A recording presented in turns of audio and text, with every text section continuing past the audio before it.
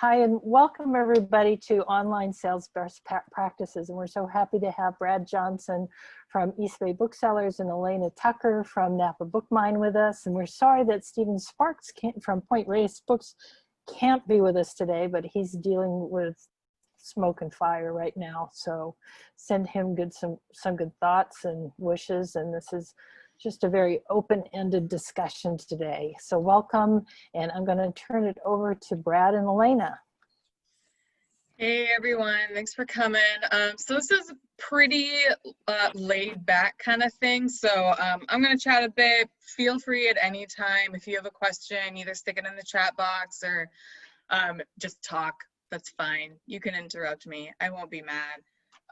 Since Stephen isn't able to join us, I do have some things that he wanted to talk about that I'm gonna bring up, and then Brad as well has some stuff that he has come with, you know, as we all deal with the new world of online ordering. I think most of us probably had online orders before this, but obviously the quantity has increased dramatically, or you didn't do them at all and you're doing it now. And there's just a lot of crazy stuff that goes on with that. I'm guessing most of us are in indie commerce or indie commerce light, so some things might be specific to those platforms, but this isn't necessarily an indie commerce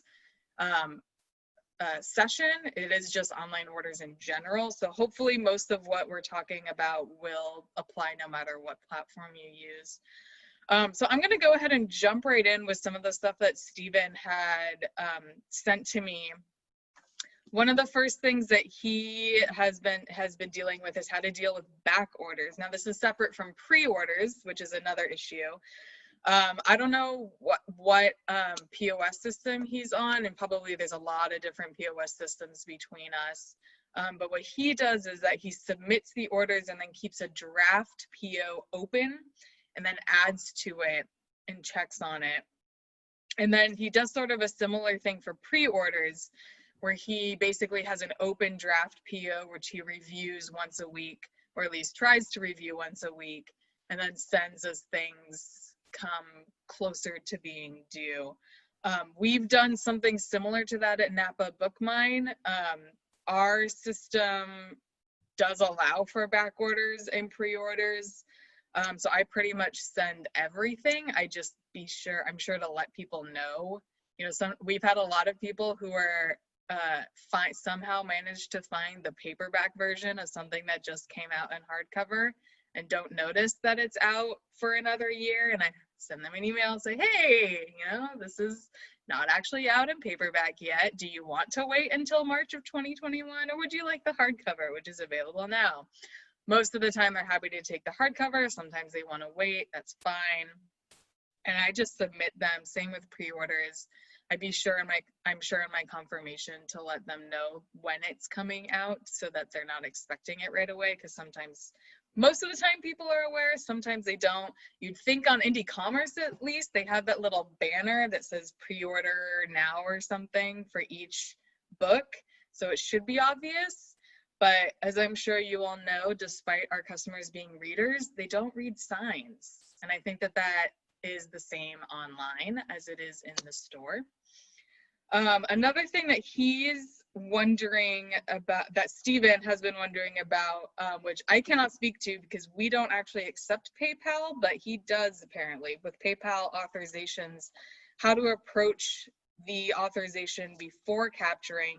He prefers to check the site first before he does the authorization, even though it takes longer. And I don't know if there's anybody here who's doing PayPal or taking PayPal payments, if maybe they can speak to that at all. Either raise your hand, put it in the chat box, let us know. And then also confirmations. Do you respond to every single order? If it's something that's super obvious and we're just sending it to Ingram or something and it automatically tells them that the order is completed, are we still putting our own little spin on it? I can tell you we do respond to every single order. That being said, we probably don't get quite as many as some of you guys are getting. I think Reyes Books has been getting a lot, probably magnitudes greater volume of online ordering than Napa Bookmine has. So he's created kind of templates that he copies and pastes, so it feels a little bit more personal, but it doesn't take as long as a personal email. So that's what he had in his kind of stuff that he wanted to talk about, issues that he's come up with. If anybody has, you know, strategies that they've come across or questions about any of those things, feel free to speak up now, or we'll move to Brad. I see we have in the chat box. Christy does a lot of PayPal. Green Apple does PayPal. Do either of you guys want to speak to that at all? I don't know if I have anything too useful to say, except that I would love to hear of anybody else who you know, probably half of our orders are via PayPal, and we find it gets a little bit confusing because you can't adjust the status until you've captured the payment. And so all our little systems about how you tell whether an order has been processed yet, like, don't work quite as well with PayPal. So there's a little bit more checking and opening up the order and being like, did somebody actually grab this? Because you can't, like, once you've processed it, you can't force the status to roll over to processing unless, you know, the status is controlled by whether you've captured the payment on PayPal or not. Other than that, though, I don't know. We do a batch capture about once a day or maybe every other day. And so it's not too much trouble and customers love it. Thanks. Pete, did you have anything or agree? Exactly what Christy said. Cool. Yeah, and the fact that half our orders are coming through that way does speak to obviously some customer demand. So I would recommend, if anybody hasn't tried it and is considering it, try it now for a couple weeks instead of like on December 10th for a couple weeks. So you can get used to that. You know, like we had to reinvent some of our bookkeeping and that kind of stuff. So if you're gonna try it, do it soon. Cool, thank you. Anything else before we move on to Brad? No. Cool. Brad, you want to go for it? Yeah. Hello, everybody. It's nice seeing all of your faces. I know most of you. It's good to actually see people that outside of my social and work bubble. So I only had a few things, and I'm sure other things will crop up in the course of talking about them. So I'm actually going to read some notes that I have, not read to you, but read them for myself. So I may not see you if you raise your hand, but we'll catch up. The first thing I had was that we've dealt with a lot at East Bay Booksellers is just monitoring the large book orders that we get, and large being anything, I don't know, over six titles or something like this. Because they will have been fulfilling at different rates. Sometimes we have the book, which always makes me happy and smile. Other times the thing is going to be back ordered. Other times we just cross our fingers. We'd never know. And that was especially the case back when we had no clue from where anything was coming, back in, I don't know, March through May or whatever it was. So we just had to kind of treat it like a weekly or bi-weekly inventory of our makeshift fulfillment center that we put together. And by we, it was two of us in the store with just boxes of partially fulfilled orders, rubber bound together with order numbers on there and everything. And it became a lot more simple when we had a mechanism, a more robust mechanism to be able to allow people to pick up, because people could pick up partial orders, which just made life a lot easier. But just monitoring those large orders, which I suspect will become an increasing issue as we barrel into the fourth quarter.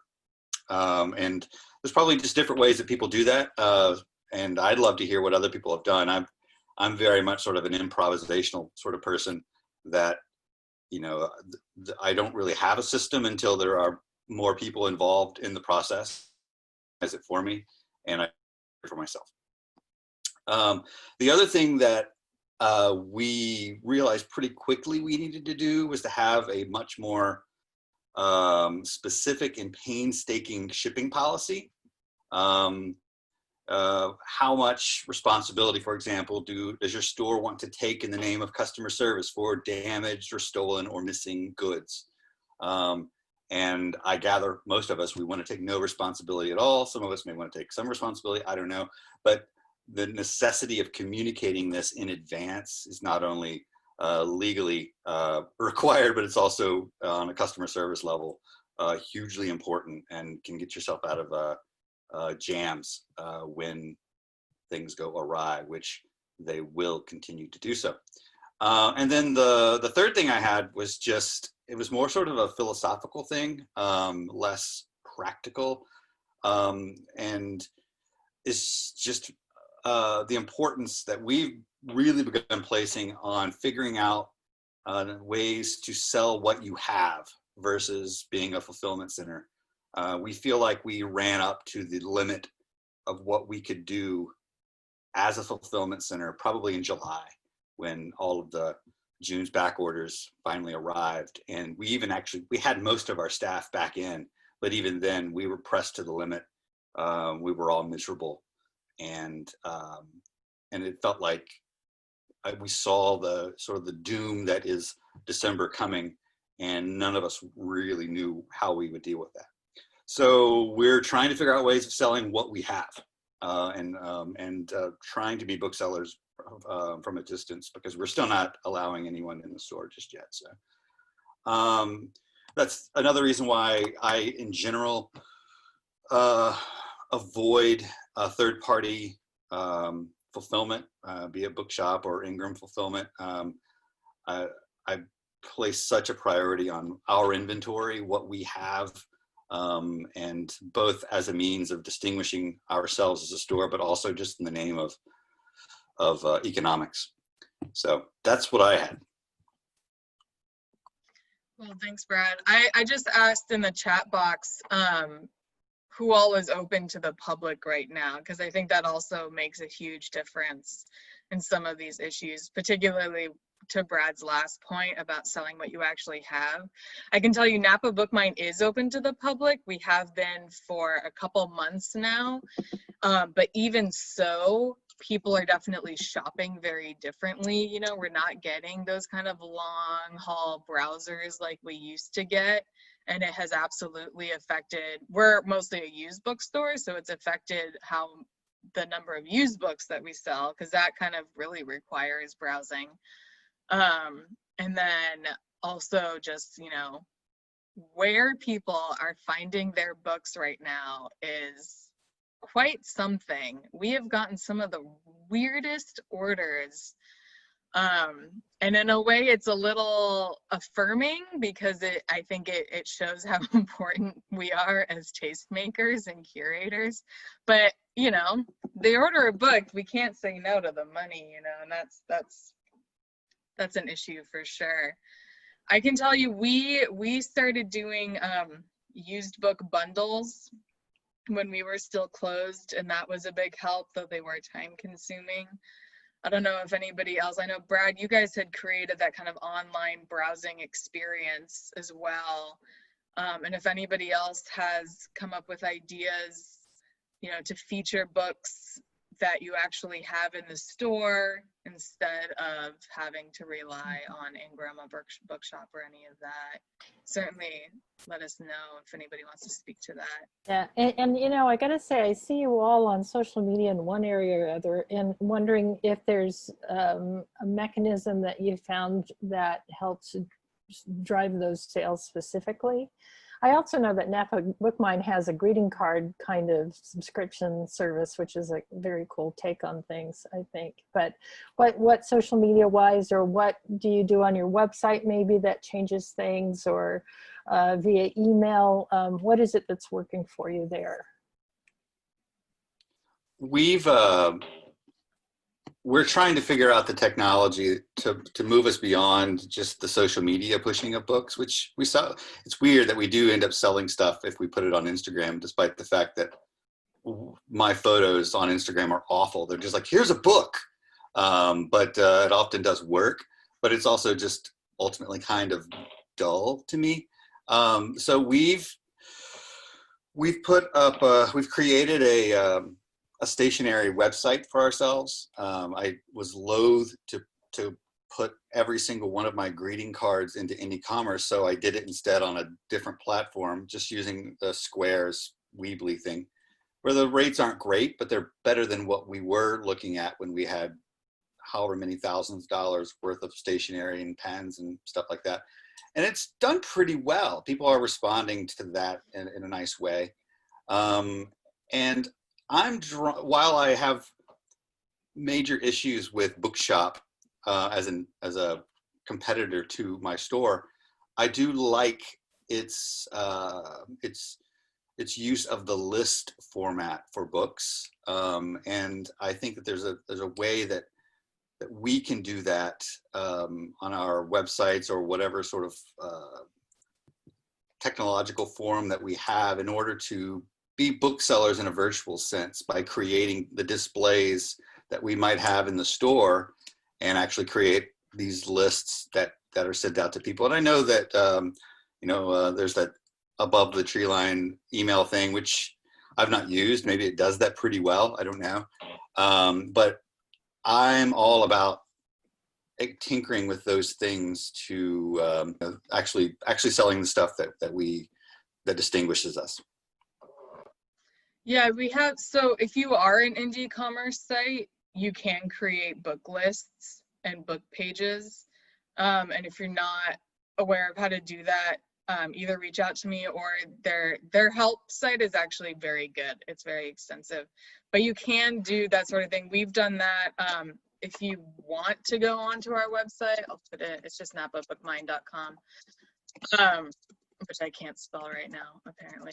Do you want to share it? Oh yeah, I guess I could do that. Yeah. That's a thing that I can totally do.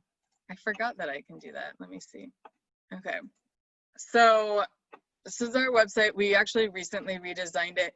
So just like the main screen and everything, new releases and all of that. But then we also have book lists, our favorites, upcoming events. And then if you go to all books, there's also all these different lists as well. So it's pretty easy to create. It's just a matter of copying and pasting the ISBN in, and obviously then it pulls everything from Ingram. And of course you can add, like, if you have your own review, you can add that in as well. So, and then what's kind of cool is you can, if somebody makes a purchase from this page, it shows up on Indie Commerce. So it says, right underneath the title of the book, from the LGBTQ adult page or whatever. There's also, there was one, like for kids, we have, where was that?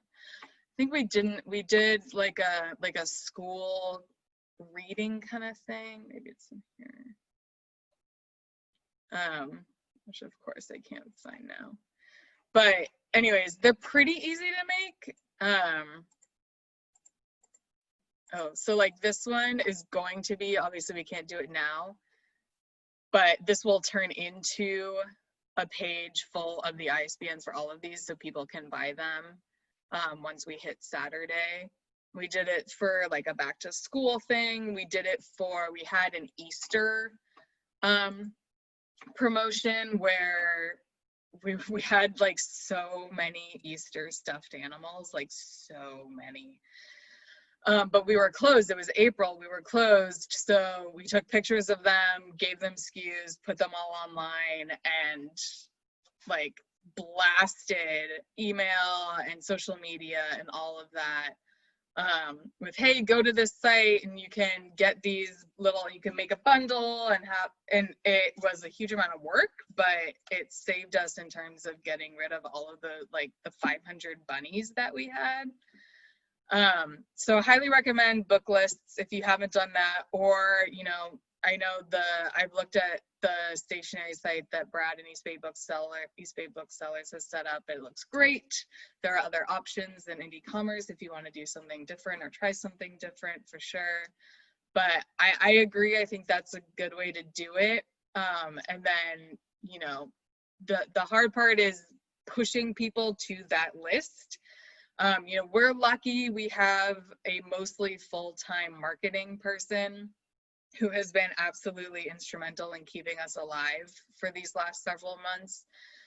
So we do like a couple of weekly newsletters, daily Instagram, Twitter, and Facebook.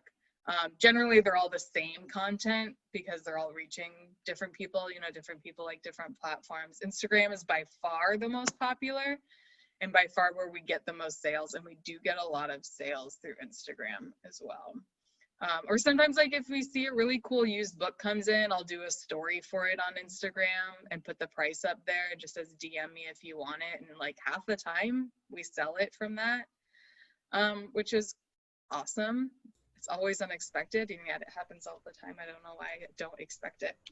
Have you guys, sorry to interrupt, Elayna, Yeah. have you guys seen that Instagram is creating more availability or capability for people to like click on stuff and buy now, basically?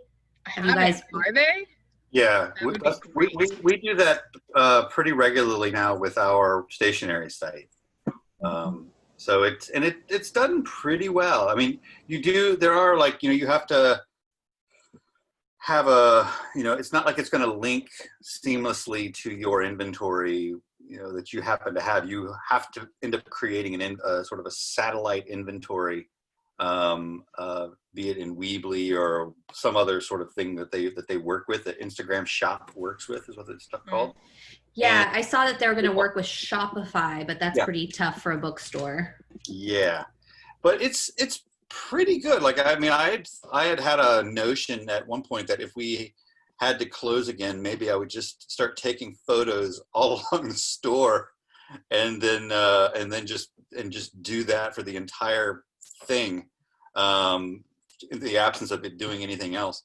But no, it's something. It's, you know, it's definitely, we've sold some good gift items from our stationery site. We put some books in there as well, and it's worth looking into. It's just a lot of it's sort of crunching the numbers and making sure that what you are spending, you know, for Shopify is actually worth it in the end. And so far it has been for us, but we'll see how it carries along. We on our site, I don't know how to share the screen, but we adopted the catalog thing that we saw at Seminary Co-op had done, where you can create this really nice sort of online catalog where it replicates the turning of pages and everything. And I was really taken by that. It's nice because you can email it, you can post it. Yeah, there you go, right there. And if you make that bigger, you can actually see the text and such. But you can, there are different tiers of subscription that you can have, you know, 1 or 2 of these going at a time, or with a little bit more, you can have as many as you want. And so right now we're thinking about and tinkering with kind of doing a pop-up model within the store, where every bookseller would effectively be their own little pop-up shop, and they could kind of curate these catalogs for themselves. So it's a very much sort of a beefed up staff rec system, where you're not necessarily recommending the book as a bookseller. You are in fact curating this as though it were a shop. So we're working on the design aspect of that, where it's not just a catalog, but is actually sort of a browsing experience for people.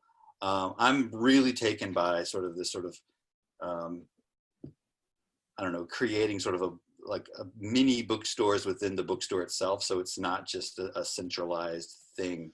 And it also could change, you know, how the centralized buying occurs whenever centralized buying actually matters again. I agree. I think those are great. I think I saw Bookshop Santa Cruz did one of those as well. I love the way they look. I love that you can click on them and it takes you right to that buy link on the website. I think we're going to be seeing a lot more of those, particularly for the holidays. I think they're great. One thing I wanted to comment on was something Brad brought up earlier about, these larger orders where you have, 9 books or whatever. I don't know if other POS systems allow this. We're on Basil, but each special order, there is a comments field. And we use that comments field as essentially a way to talk to each other. So it'll say the online order number and then 1 of 9. And so you have both how many we're expecting as well as, the online order number. So if the person receiving it wasn't the person who took the order, they could just hop on to the order, see what else is there. They can look on our hold shelf, see however many are still waiting and add to them. And that's been pretty useful for us. I know if your system doesn't allow for SPO comments, then that probably won't be super helpful. But that's how we've dealt with it. It's worked pretty well. We haven't messed up that many times, so that's good. We use IE, and you can add comments. You can edit the original comments, but it's not really per book. It's by order. And so what we'll do is we will indicate how many books are in the order, and then sort of in an analog way with pen and paper indicate what number we're up to. Where it gets really messed up is now that people are picking things up, you have to kind of have well, the best case would be that you would have sort of a note system that someone picked things up, but we're not really a best case sort of bookstore. So we just sort of figure it out. It's like, oh, they must have picked up those 8 books and there's 3 more still to come. That makes sense. Well, if they bring it up, we'll act like we know what happened. But that's not the way to do it, though. That's not the way to do it. Yeah, it's there. It's interesting. Like it was actually remarkably easy when it was just 2 of us, because that was me. I did the collection and the note taking on the special orders, and then Liz did all of the shipping. But now that we have around 4 other booksellers with their hands on it, that's when like the mistakes really start happening. And I don't say that as a detriment to them. It's just natural. You have all systems require have an interpretive element where you have to, sort of figure things out on the fly. And the idea is to minimize the amount of individual interpretation is necessary, but it's always there. And I'm beginning to rethink to some extent this sort of historically as a bookstore, we've always sort of had everyone does everything sort of model. And increasingly, I'm not sure that will work. Certainly not as we get into December.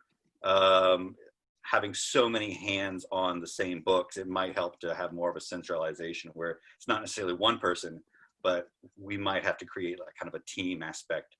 These 2 people, they do that, and then so on and so forth. We did that. So when we, at the beginning, those first 3 months when we were all having to change the way we operated about every week or so, because we weren't open, we pretty much furloughed everybody except for Naomi, who's our owner, and then I was working like half-time. So I was pretty much the only person doing online orders 7 days a week for like 2 months straight. Once we were able to kind of open and we knew that our online orders would drop a little bit, which they did, although not as significantly as I expected, we did pick one person to kind of be the online orders person. Unluckily, we're in a position where we don't need to have somebody doing it full time, but we certainly need to have somebody checking in on them several times a day on a daily basis. So she does that. She works 5 days a week, and then on Sunday and Monday she's off. Monday I do it, and Sunday somebody else does it. So we do have that one person who kind of is in charge of that sort of thing, but she's very good at using the special order comments to kind of talk to all of us. And if it's something that she needs to deal with, she'll put that in the comment as well. And luckily we can do it on a book by book basis. The special order applies to each ISBN. Another thing too is indie commerce, you know, you can use those admin comments as well. And I've done that on some of the bigger orders a lot, where you know, we have 3 stores. So if 2 are at Pearl, 2 are coming from Oxbow, 2 are coming from Main Street, and I'm ordering 3 from Ingram, I can put that in the admin comments of the order in indie commerce.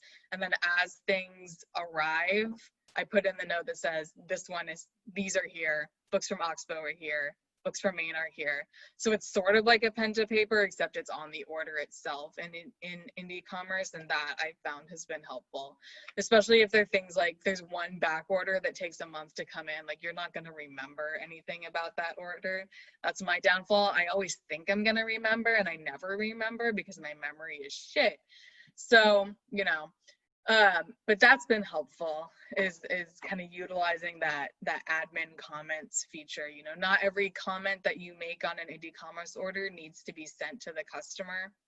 You know, you have to check that little box that says email this to customer. You just don't check it, and it's like you're talking to yourself or to your coworkers. A couple things have popped up in the chat. Mimi, is everyone finding that customers tend to want something specific rather than being open to discovery hand selling? Yes, I think probably we would all agree with that. Is there anybody who does it differently? Maybe Diesel the dog does it differently. Yeah, I think we're all coming up against that for sure. Mary, do you want to ask this yourself, or do you want me to read it out? Okay, large orders, anyone automatically reading through partial orders rather than waiting for the whole order to arrive? I can tell you we are. I fought against it because for me, I worried that, you know, because what it does in Basil is, you know, it's status ordered, and then when we receive it, it's status received. And then when they ring it through, it's status picked up. My concern is that we would see picked up and assume that somebody physically got the book, and we can't always assume that. But I was convinced by my coworkers that it is better to just have everything run through so that we can hand things to people when they just pop in and say, this is my name and I'm picking up a book, and all we have to do is find it on the shelf and hand it over.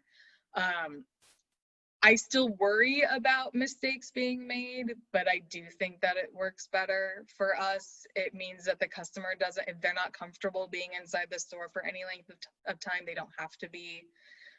We don't ever need to, you know, we write notes. The note says paid and scanned out, and we hand it over. If it doesn't say scanned out, then we know that we need to do the rest of the job. So I don't know if other people have done something different or done something similar. Even when it's partial, we do, just so that it's obvious. Also because it shows up as on hand on indie commerce if we have a special order that's not been paid and picked up. So sometimes we'll get orders for things that people think are in the store, and I have to say, like, no, sorry, this is on hold for a customer. And I don't like doing that. It feels unprofessional, but I don't really have a good way around that. I don't know if anybody does. Okay. Mimi, they're charging in advance. Yeah, charging in advance for all special orders.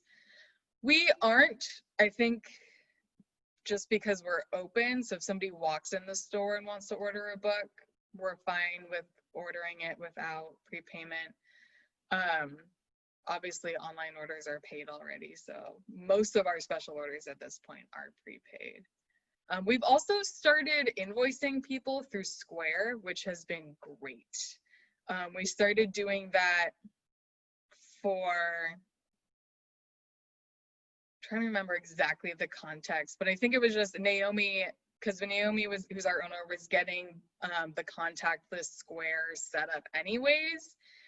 And we used it for offsite events, so we had the account as it was, and they actually have a pretty easy online invoicing system. So like, we do subscription services. We also started a supporter service like subscription specifically to help keep our St. Helena store open. And we invoice people automatically through Square. You can set up recurring invoices so they happen on the first of the month, and it's sent out. And people seem to really like it. They are familiar with Square, so they know it's secure. The emails look familiar to them. And it's been going really well for us. We did that actually for our used book stacks. We did Square invoicing. So we would have people, you know, send me what stack you want and your email address. We'll send you the Square invoice, and once it's paid, we'll ship it to you. And that worked really well. So if you do have that kind of situation, it also cut down on phone calls, which was the big thing. Particularly, we have the crappiest old phone system, which isn't a system, it's a single line. We have one line, we don't have a hold, we have voicemail, and like that's it. And we were getting so many freaking calls a day that I was literally having staff have full-on mental breakdowns because of all the phone calls. And so the Square invoices really cut down on phone calls, and that has been killer. Has nothing to do with online orders, but it is helpful. Christy, you want to? Oh, Brad, go ahead. And I was just going to say that, like, we in general always take prepayment, but I've also been wondering about it sometimes whether or not certainly with all of the back orders in June, we had so many refunds that we needed to do, and I started to really question the amount of money that I was spending on on transactions that didn't actually happen. But then I also, though, to Elayna's point, it also keeps my inventory more or less correct. If it's possible to have negative inventory when you don't have the book, but that's a mathematical, philosophical issue. But I don't know. I would definitely see the positives and negatives. I would be curious to hear what Mary has to say in terms of like what the thinking is over there. Yeah, so we didn't take prepayment ever before, but with all the orders in June that were back ordered until July, a ton of authorizations expired. If I'd known about the Square invoicing, we would have done that, because instead we just called a couple hundred people and said, please pay us. And most of them never called us back. And so it turned into, I mean, many of them did, but like, you know, some dozens of them never called us back. And so now we have plenty of copies of White Fragility. So it was sort of a mess. So now we take deposits on every order, and we're just issuing a ton of refunds. But now that we have deposits on every order, we have the capability to ring through partials. It's an ongoing conversation. Everything we do is a mess, basically. Yeah, so I just wrote a little note that one of the things that we learned, I think we knew this to some extent, but just the volume of web sales was such that we never really faced it, was the dreaded processing state of an indie commerce. When you have prepaid orders, you have 30 days to move that from processing to actual paid. There were some orders where I didn't want to take payment because I wasn't sure that the book would actually arrive. And this was especially the case in April and May, when like just the shipping was completely off the charts bad, and I didn't want to overpromise anybody on anything. And so what happened, of course, 45 days rolls by, and then unless they've saved their card into the indie commerce system, by law, they can't charge it. So we've sometimes would even, with the book, mistakes happen, a book gets shipped and it's still in processing, and you try to fix it. And of course, 45 days have gone by and you can't. So then you have to decide, do you want to eat crow and call the customer and say, hi, you have our book, but we don't have your money? We did that. But yeah, I don't know. We're definitely avoiding the processing status on all of those orders, and just, if they're offering us the money, we will take the money, and just figure out the downside of it later, because there's no particularly big downside of having the money right now. Christy, did you want to talk about your multi-book order tracking system? Yeah, I mean, it kind of works. What we do is we print out the invoice out of Indie Commerce, And as part of the initial processing, take a quick look at where we expect each book to come from and notate that piece of paper. And so, you know, it'll be like, we're going to pull from stock, Roseburg, Tennessee, Roseburg back order might be what the thing would look like. That back order might later become a pub direct order instead of an Ingram back order, but the bookseller who's processing it just writes back order. And then however many different shipments we expect those books to come in the door in, we make that many copies. It sometimes is a lot of paper, although it's usually, you know, sometimes it's like 2 or 3 pieces of paper for a given order. And then so each one of them, every time if you get a single book that goes with that special order, you have with it the piece of paper that tells you that what the whole rest of the order is and when we expect the other books to arrive, or if they already have, when and how. And it helps us keep track of those multi-book orders pretty well. And those pieces of paper become sort of like, you know, we have a little filing system for them. And then in Booklog, we'll make sure all the books are on a single order in Booklog, even the ones that are in stock. We put on that special order and we tag them on hold and then sell them right away. So you have a paper order, a piece of paper that tells you the whole, you know, landscape of the order, and you also have the computer record that shows the entire order at a glance. It seems to work pretty well. Also, I didn't realize this, but I guess I'm grateful to Booklog, because when books are on hold in Booklog, they are not on hand. And so your website shows that you don't have them, which is helpful. Thank you. Now, did anybody have issues that they wanted to bring up? Questions that, I mean, this is meant to be like a roundtable, kind of a way to see how other bookstores are dealing with the same problem. So if anybody has anything, feel free to speak up or stick it in the chat box if you don't want to talk. No, you all have it figured out 100%. Yeah. Well, problems or successes, what's worked? Or that, yeah. Have you hit on something really brilliant that you want us all to know?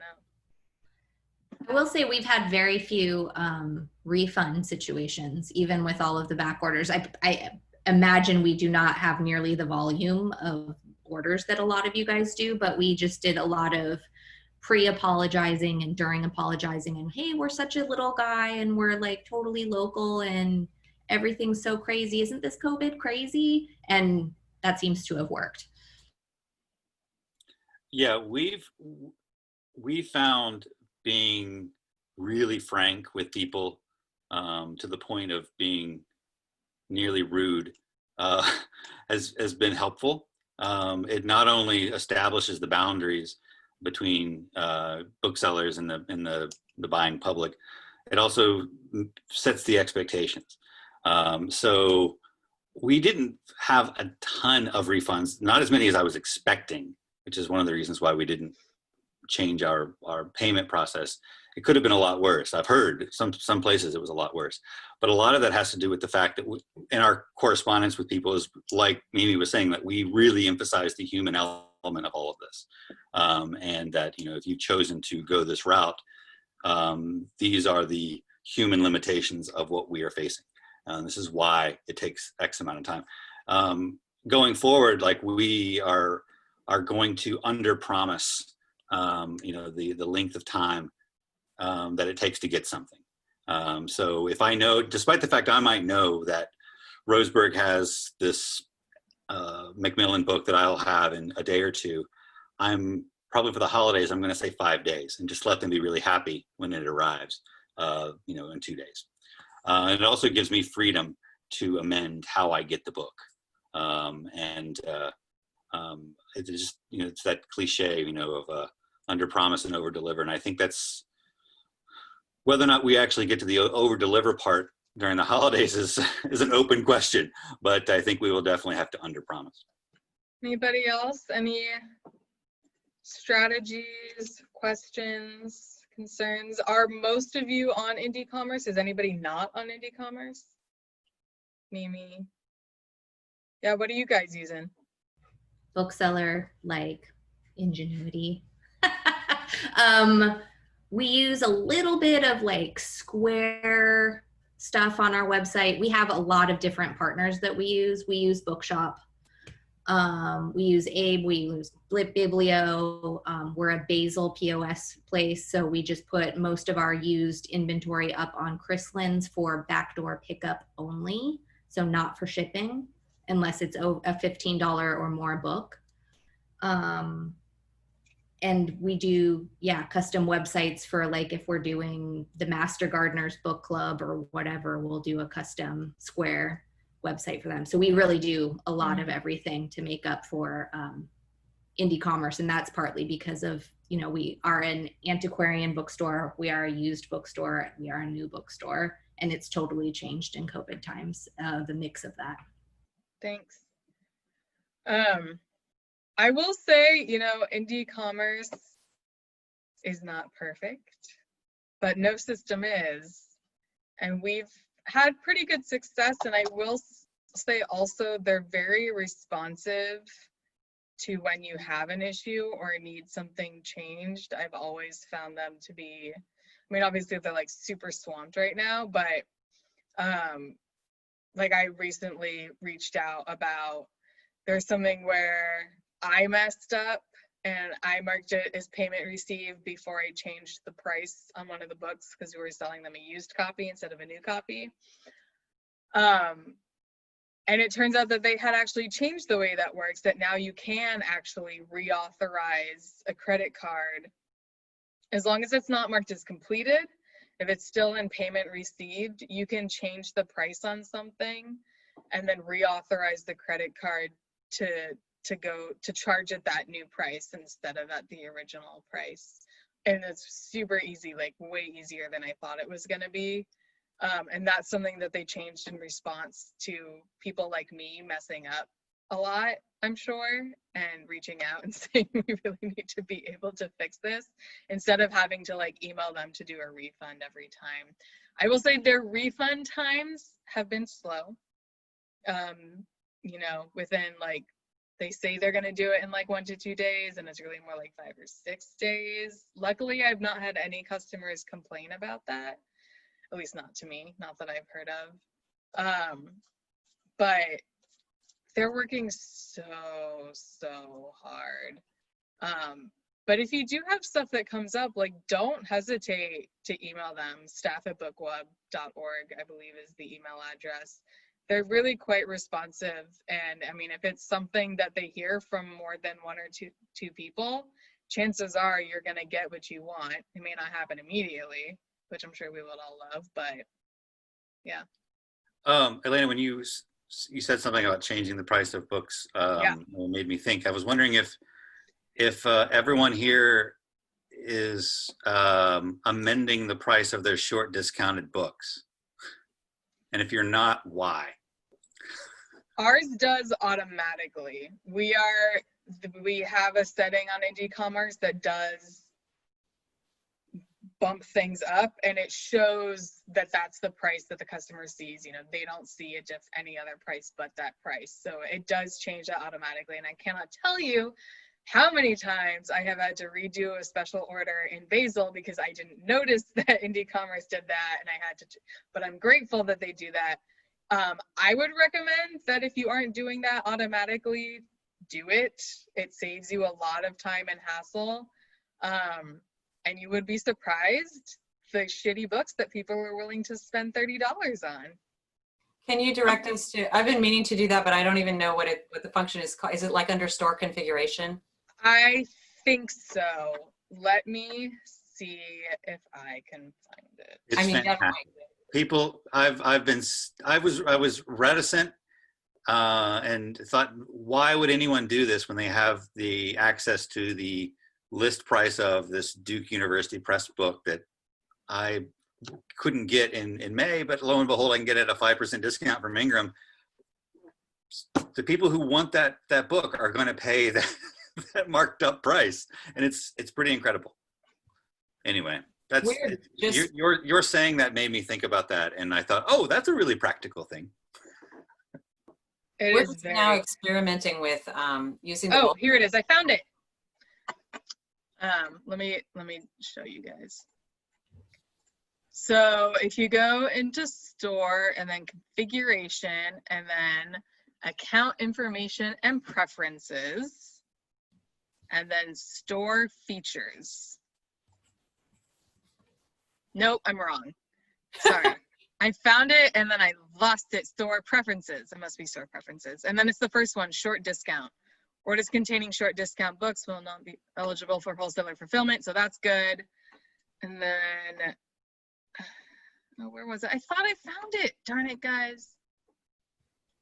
But I want to say that that same thing is what adds the money. Something else. Yeah, Okay, I'll find it. And Yeah, there's some place, I know there's some place right where you are, it might be store pricing or something like that. Yeah. That I think does it's the store pricing, because you have to Yeah. you have to fiddle with it based on the percentage. So if it's a net percent discount, how much of a markup do you want to have? If it's a 5% discount, how much of a markup? And you kind of have to do it individually for each of those discount points, which really throws you off, whenever the publishers or Ingram or whoever throws out some random like 37% discount, which you didn't catch because I've never seen a 37% discount until you see it. So Thanks, you guys. I will hunt around for that. I was going to say, we're just now experimenting with using the bulk order processing function in Indie Commerce, which has also been pretty great so far. This is the first time we've done it, but with a big pre-order campaign. We had our biggest pre-order campaign we've ever done while I had 2 staff on quarantine. So that's been going really well. And I think it has a lot of potential even for ordinary order processing. Is anyone considering not offering media mail anymore because they keep losing packages? That's an interesting question. I feel like we lost way more packages at the beginning of the spring than we have been recently. But that may be an indicator instead that it just hasn't caught up with us yet. Because the slowdowns didn't start until like 2 weeks ago-ish. Yeah, we had a bunch of issues. We also had issues with direct to home, like not working properly. A bunch of books were sent to the store instead of to the address that we specified. That I think was an Ingram issue though, not a USPS. Yeah, I don't know. Until we start seeing issues, I'm not gonna worry about it too much. I do think that's something we should all keep an eye on for sure. Because I mean, I can't imagine it's not going to become a bigger problem. Has anybody seen any of that? Looks like Mimi hasn't. Yeah. I mean, we pretty much use media mail exclusively. We have the option online to do priority. We had UPS on there and I took it down because the pricing is so wildly inaccurate. Like there was one where UPS qualifies their address as rural. And so there was like a $15 surcharge on it, but like she had no way of knowing that. And we had no way of knowing that. And luckily she was like, oh my God, that's insane. Yeah, you're fine. Just send it like media mail. I don't care that much. So we have only been shipping via USPS at this point. Same. Like this is one of the reasons why I've tried to make our shipping policy so clear, is that it is ultimately on the discretion of the buyer, whichever one they choose, whether it be priority or media or whatever. And I know it's you can ultimately take a hit on customer service, but I don't think it's that big of a hit, just because every shipping network and every retail thing that is sending anything out they're facing the same issues. So like my wife bought a puzzle in April and got it yesterday. So it's not just books. I think people who are buying things online and having them shipped, they get it. They understand that Amazon is the only one really that is figuring out a way, and we know how they do that, of sending you a new thing. But I think it's until until we have significant issues that actually begin to hurt us in a sort of reputation sense, then we'll keep doing USPS because it just doesn't make any sense to us to not do it. I think there was a question from Mimi to Christy. Yeah, Pirate ship? I did see a lot of people using stamps.com, which we used to use, and we switched to pirate ship on the advice of other booksellers, and like so much happier. For one thing, it's free. The interface is much cleaner, more intuitive, faster, easier to use. The shipping rates are a little bit discounted. That almost worries me. We just love it. So could not be happier with having made the switch. Does it integrate any differently or any easier with your point of sale? If anything better, we weren't using a lot of the integration features before, and now we are. I think we could have been with stamps.com and we kind of weren't. So happy with the integration. Thank you. Yeah. Cool. So I think that probably is a good happy note to end on. A thing that's actually working well.